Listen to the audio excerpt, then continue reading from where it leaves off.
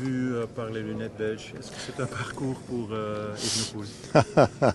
Vous savez, chacun dans son pays voudrait voir un parcours qui soit pour son champion et c'est bien légitime, on est tous un peu pareil. On peut être journaliste, on n'en est pas moins être humain, donc on a tous envie de ça. C'est un parcours en tout cas qui va aller crescendo, c'est-à-dire que c'est un parcours qui est fait pour que quel que soit le maillot jaune, quel que soit le leader, et quel que soit son avance à 48 heures de l'arrivée, il ne puisse pas dire j'ai gagné.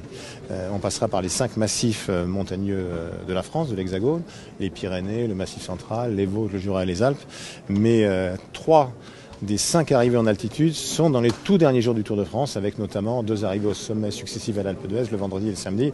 Et le samedi, il y aura une étape avec 5600 mètres de dénivelé, l'Alpe d'Huez, mais par le col de Sarenne. C'est-à-dire qu'il y aura un trou énorme entre l'étape qui a le plus de dénivelé, l'Alpe d'Huez, 5600 mètres, et la seconde à avoir le plus de dénivelé, le Tourmalet avec 4150 mètres. Ça veut dire que jusqu'au dernier moment, tout sera possible.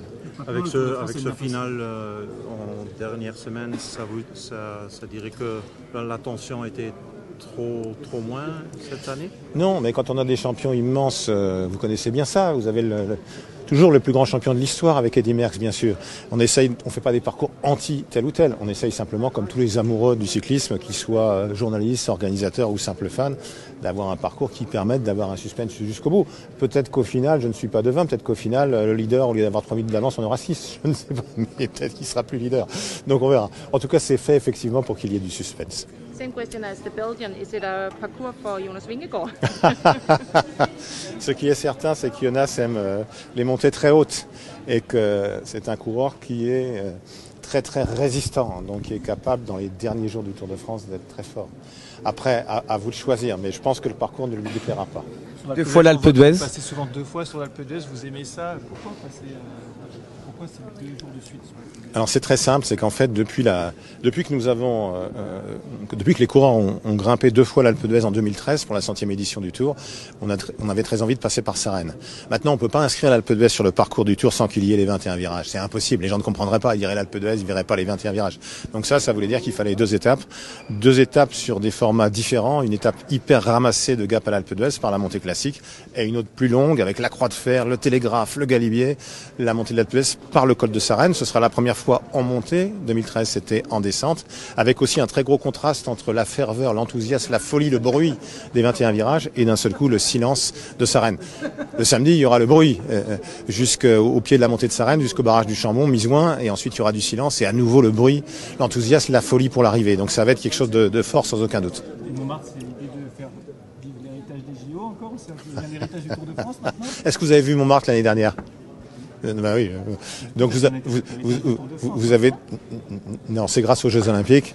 Maintenant, le succès a été tel évidemment que la préfecture de police nous a autorisé à repasser par Montmartre. Et si on nous dit vous pouvez passer par Montmartre, on passe par Montmartre. 2 fois l'Alpe d'Huez, quand même, c'est aussi un clin d'œil à 1986 et Bernard Hinault, quoi.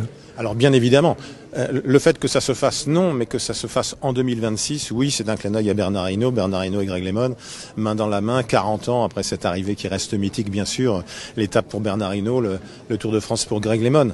Donc c'était quelque chose de très très fort. Ça permet d'avoir une arrivée classique à l'Alpe et ensuite d'avoir Sarenne. Mais oui, nous voulions faire ces 2 arrivées à l'Alpe d'Huez. C'est pas un hasard si c'est en 2026 pour les 40 ans de la victoire de Bernard.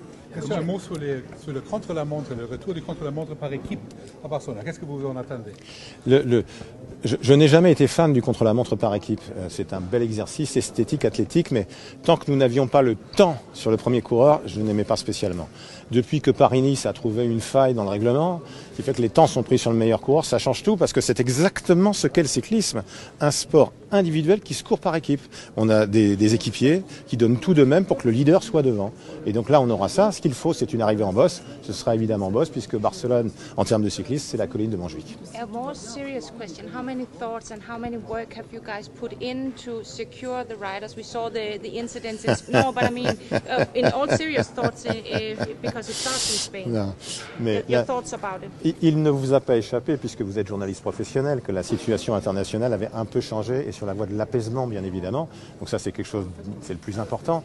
Ensuite, d'un point de vue cycliste, la demande qui a été faite par l'équipe Israël Premier Tech est une demande d'équipe avec un autre nom, avec une autre licence. Donc les choses sont aujourd'hui apaisées.